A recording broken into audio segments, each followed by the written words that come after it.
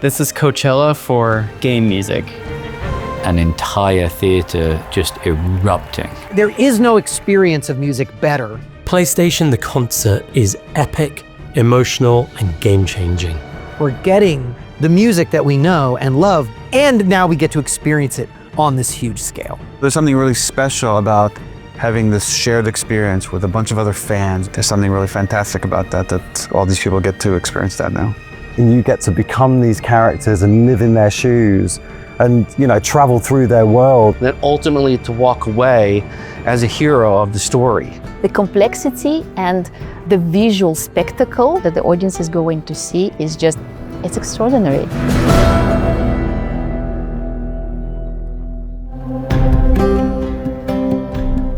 About 2 years ago, Chuck Dowd, who is our head of music at PlayStation, came to me and he said, we've had this sort of idea with our Sony music partners at GEA, and what do you think about it? In a nutshell, PlayStation the concert is a celebration. It's a celebration of the music, a celebration of our fans, a celebration of the games, and a celebration of the people who've made all these wonderful games that people love. I think the thing that's interesting with PlayStation is that we have a unique brand that is like no other brand out there. We tell amazing stories that allow our gamers to escape to be their ultimate selves. The vision for this concert was to create an electrifying, deeply emotional live experience with the virtual universes from some of the greatest video games ever created. I think for us, we were just so keen on creating something that felt different. PlayStation is all about innovation, it's all about creativity. And I think for us, we want to make sure that we're always living on that bleeding edge of whatever it is we do. And because, we do that at such an amazing level within the games, that we wanted to try our hardest to really create that in a live music environment. For PlayStation the concert, we want to transport the audience into the PlayStation universe. So we've designed a multi-dimensional stage design that brings many of the iconic PlayStation games to life through screen, projection visuals, lighting, and of course, an amazing musical performance by an all-star musical ensemble. We've used the stage in a modular way to really kind of create high-impact moments and using the different surfaces in a playful way to create really quiet moments as well. I think in every game we have certain light looks which are brilliant in my opinion, but for sure that's gonna create goosebumps. What we really wanted to do was take all of this beautiful artistry that have been put into creating these games and interpret that for our live show environment. The team that we have, they are very dedicated people and are very good and very experienced. For me, it's very exciting. PlayStation the concert made it possible for us to cherry pick all the finest talents, ranging from composers, orchestrators, arrangers, light designers, video designers, performers, stage directors. I mean, you name it. But everybody had this focus, right? We wanted to stay true and authentic to what the games mean to people, but we also wanted to find opportunities to create a new experience for the people attending the show. So I think that is our North Star. Everybody could just apply all their creative energy to that.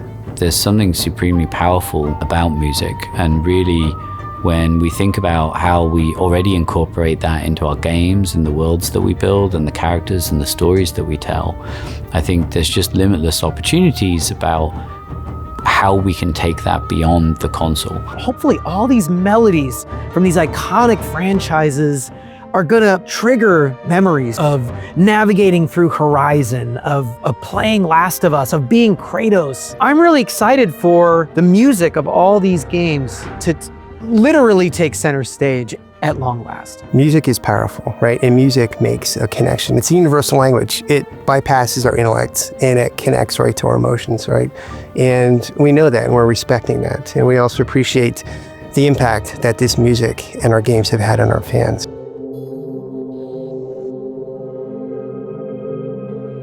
It's a lot of really good composers who have worked on this. It's music that works outside of the context of the game. Along the journey, I found that the samurai used to play this instrument called the biwa, the Satsuma biwa. And this instrument and style of playing almost was lost completely.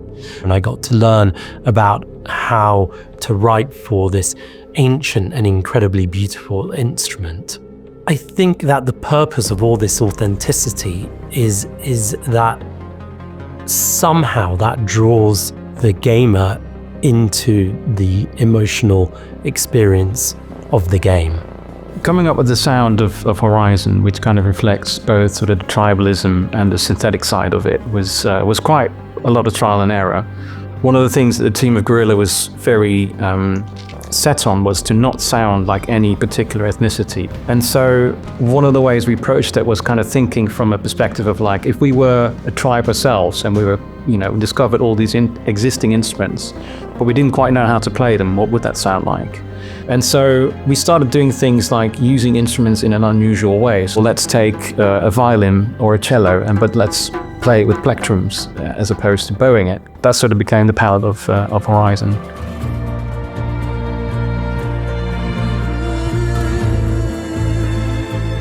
Everything that you hear is written for this group, for this ensemble. So we have a 15-piece band, that's 13 players and 2 singers. The performances are fantastic. Seeing it live is so much more emotional in a way than just hearing it at home.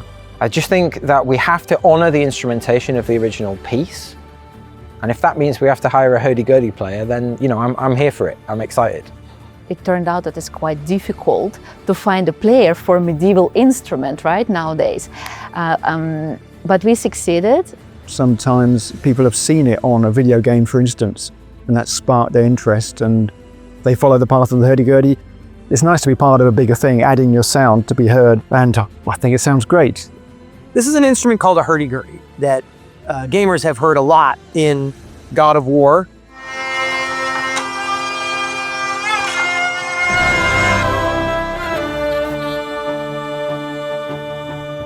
I'm really excited about every single instrument that we get a chance to lay our hands on that we wouldn't normally get a chance to play.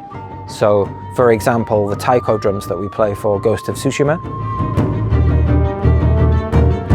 So it was important to include the ronroco, which we actually had shipped to us from Argentina. The composer of the music from The Last of Us, Gustavo Santaolalla, it's his voice. Yeah, so when we were working on the game, before we had a composer, we had a folder on the network where we would throw tracks. Just felt like this has the right vibe, the right tone. Tone is sometimes, can be very difficult to explain with words, but music just hits you emotionally. You get a feeling out of it. And there was one point where I'm looking at this folder, I'm like, man, there's a lot of stuff here from Gustavo Santaolalla. So I remember speaking to our music team at PlayStation and saying, what if we got Gustavo to work on the game?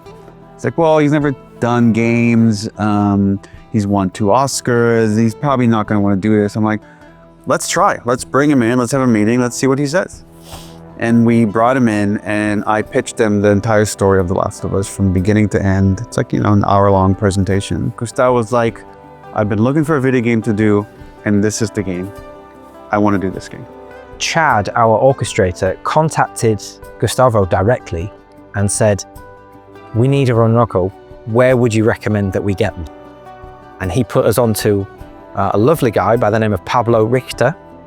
And Pablo made us the instrument and sent it to us. It arrived, let's say, 2 weeks before rehearsals, which gave our guitarist time to work with it and learn how the instrument responds. And it just has a really nice resonance to it. But I don't know, every time I play this instrument, I just feel like I'm in South America, like walking the Andes or something.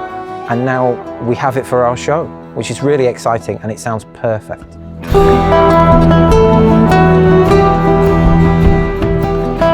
To work with costumes. We wanted to create something that worked through all the different worlds, and they're such iconic worlds, these games. So we kind of had to go for something that kind of sat back, but also really pushed forward at the same time. We wanted to go for a dark palette, which is like the blacks and the dark greys and stuff. But then adding kind of textures of leather and like the little metal elements that would be catching light and stuff on stage, because things need to, you need the textures to stand out kind of thing. And actually worked with each player to bring out what they needed and also their personality. So they're not necessarily costumes in a way, they're kind of actually like an elevated fashion version of themselves. One of the core values of PlayStation is always being on the bleeding edge of innovation and entertainment. Ultimately, that's core to the DNA of PlayStation. That's who we are, and those are our values. And I think it's really important for us to make sure that those shine through with everything that we do. It brings you back and it brings you to the now. It's just a lovely, complete experience. If you like music, if you like games, it's probably for you. It should be something you will never forget. I mean, I think it's a once-in-a-lifetime opportunity to just see this music represented in its best light. I don't think this is something you're going to want to miss.